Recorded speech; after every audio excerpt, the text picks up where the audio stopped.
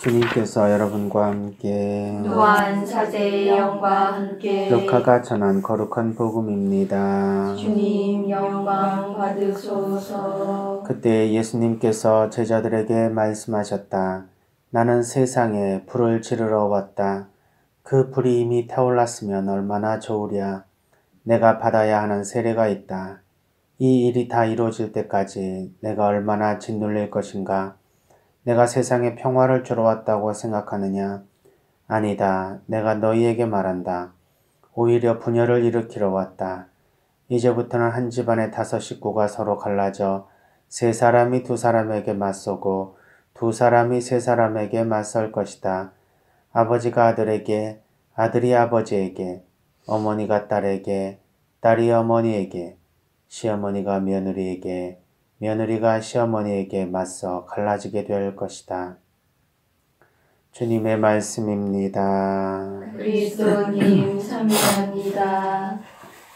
참 예수님, 예수님께서는 세상에 불을 지르러 왔다 말씀하시면서 세상에 평화가 아닌 분열을 일으키러 왔다라는 말씀하십니다. 한 집안에 5 식구가 서로 갈라지게 되고 또 아버지가 아들에게, 아들이 아버지에게, 어머니와 딸도 또 며느리와 시어머니도 서로 맞서 갈라지게 될 것이라고 말씀하십니다. 어떻게 보면 일치와 통합에 대한 가치를 우리가 추구하는데 주님께서 분열과 또 갈등을 일으키러 오셨다는 말씀이 이해가 되지 않을 수 있습니다. 그러나 우리는 이러한 분열이 부정적인 의미만이 아니라 긍정적이고 아니면 오히려 새로운 가치와 창조를 위해서 꼭 필요한 과정이라는 것을 알기에 이것이 얼마나 소중한 그런 하나님의 가치라고 하는 것을 알 수 있습니다. 작금의 이 정치적인 현상도 사실은 우리 국가가 또는 국민이 서로 2 가지로 분열을 일으켰는가? 아니다. 오히려 서로 다른 의견이 공존하면서 대의민주주의의 기초가 잘 이루어지고 있다. 이러한 해석들도 가능한 것처럼 우리가 분열을 어떻게 보느냐에 따라서 부정적인 의미에서의 분열이 있을 수 있고 긍정적인 의미에서의 분화가 있을 수가 있습니다. 부정적 의미에서의 분열은 결국 그 자체로서의 존재나 본질이 와해되는 것을 말하지만 긍정적 의미에서의 분화는 과거의 것을 벗어버리고 새로운 것을 창조한다는 그런 긍정적인 의미가 있겠죠.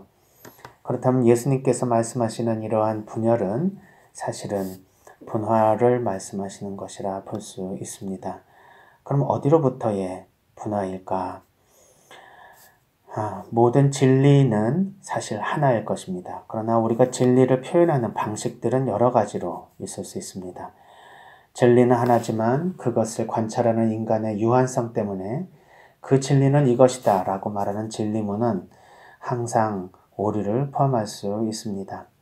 따라서 우리가 진정한 진리로 나아가기 위해서는 자신이 가지고 있는 진리에 대한 생각 그리고 진리문이 스스로 잘못될 수 있다는 가능성을 항상 염두에 두어야 합니다. 이것이 진리를 추구하는 사람들의 기본적인 자세입니다. 예를 들면 칼 포퍼라고 하는 과학 철학자도 진리를 추구하는 과학이 진정한 과학이 되기 위해서는 반증 가능한 진술문을 사용해야 된다고 말합니다. 즉 과학적 진리는 스스로 반증이 될 수 있는 가능성을 내포하고 있을 때에만 진리라고 말할 수 있다. 자체로 반증 가능할 수 없다면 진리라고 받아들이기가 어렵다는 것입니다. 예를 들면은 예전에는 천동설을 주장하고 있었죠. 지구가 움직이지 않고 하늘이 돈다고 했습니다. 그 진리는 곧 다시 새로운 관찰을 통해서 무너졌습니다.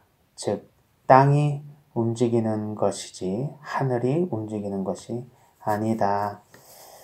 천동설에서 지동설로 옮겨간 것은 결국 지동설이 진리가 아니라는 것을 관찰을 통해서 드러난 결과이지만 지동설을 믿고 있는 그 순간에는 그것이 온전한 진리처럼 느껴질 수 있었겠죠. 하지만 그 진리문 자체는 자체로 반증 가능했습니다.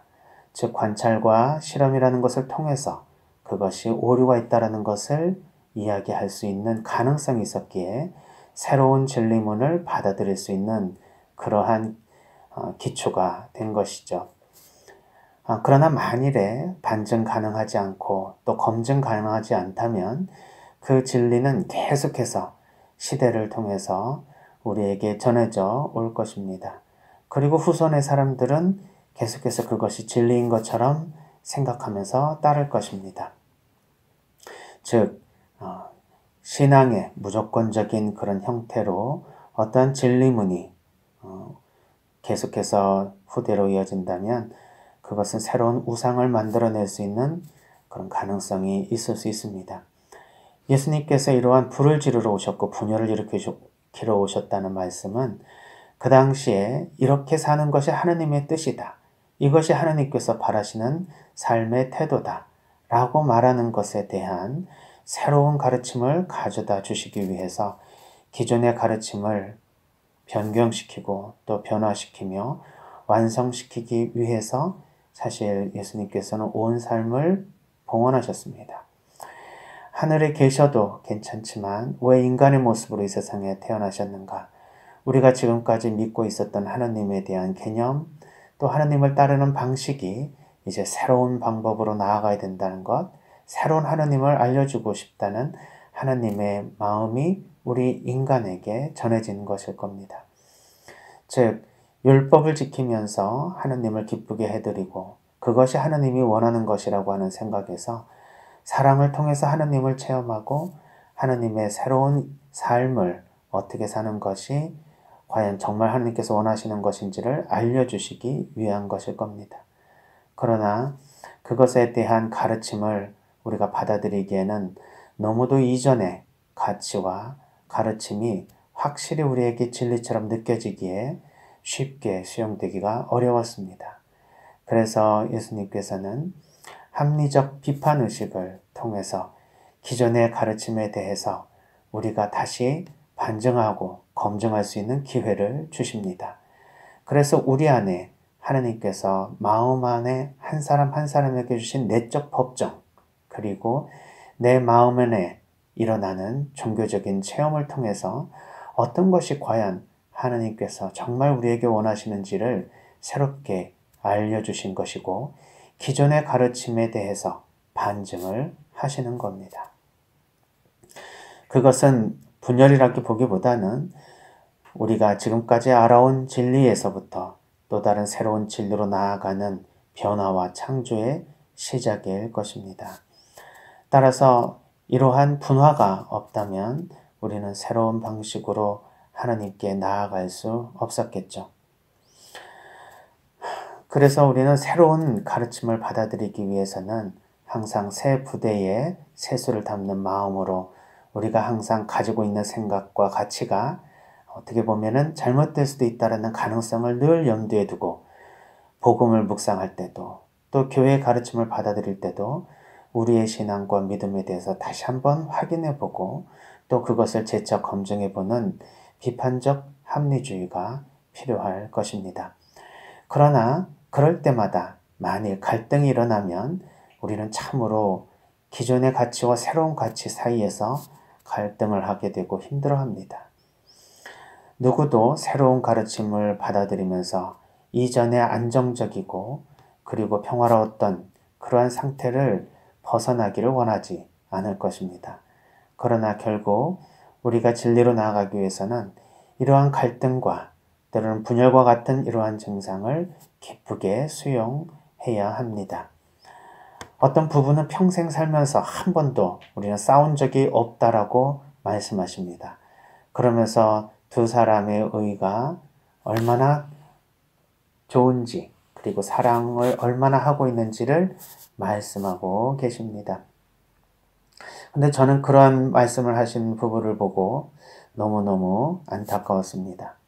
싸움을 하지 않고 어떻게 서로를 알아갈 수 있으며 다투지 않고 어떻게 새롭게 관계를 형성해 나갈 수 있겠습니까?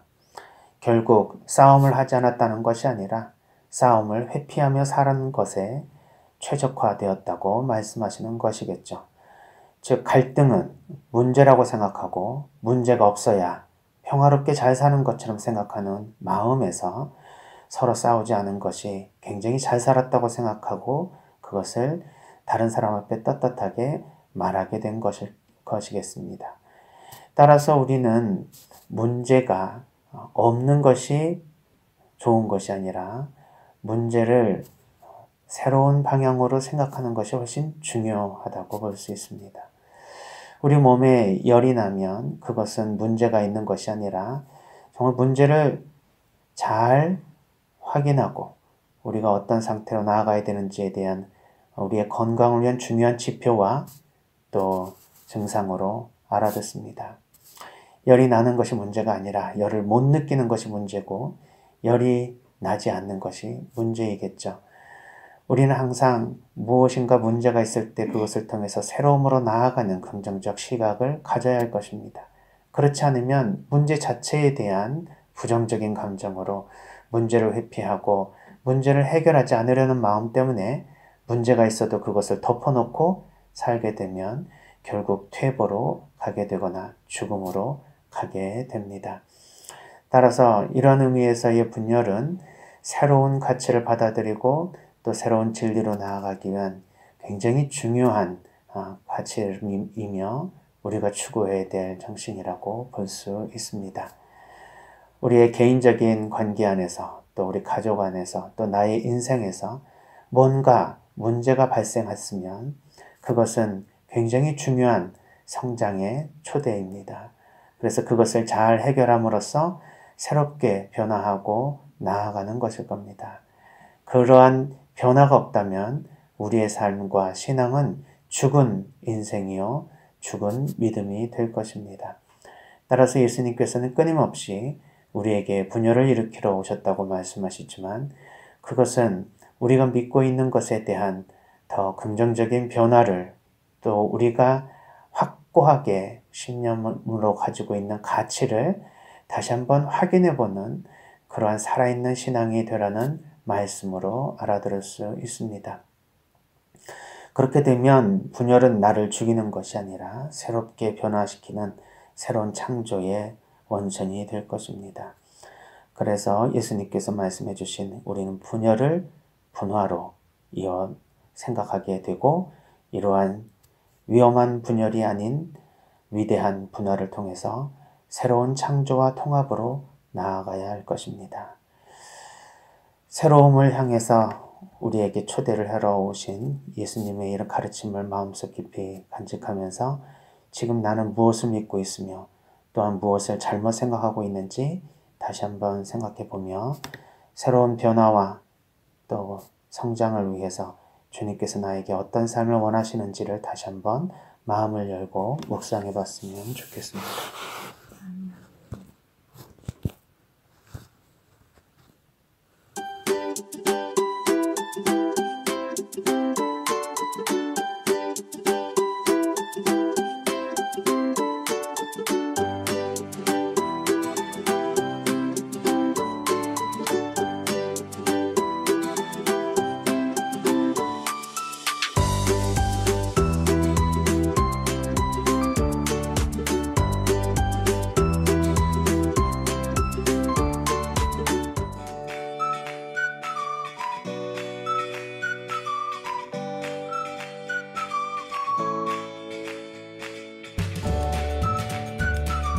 생태맘 청국장. 국산콩은 한 가마에 요즘 45만 원 정도 합니다. 수입콩은 국산콩이 6분의 1 정도 한다고 그럽니다. 근데 저희들은 단 한 번도 수입콩을 쓴 적이 없습니다. 성필리포 생태 마을에서는 콩값이 뛰어도 내려도 가물어도 풍년이 들어도 흉년이 들어도 청국장 가루는 지난 10년 동안 1kg에 3만 원 판매 변함이 없습니다. 우리 생태맘, 우리 청국장 가루 이름이 생태맘입니다. 생태마음, 엄마의 마음, 이런 것을 합쳐서 생태맘 청국장 가루입니다. 미국 FDA 식품의약청 심사도 통과해서 1년에 50만 달러어치를 벌써 3년째 수출도 하고 있습니다.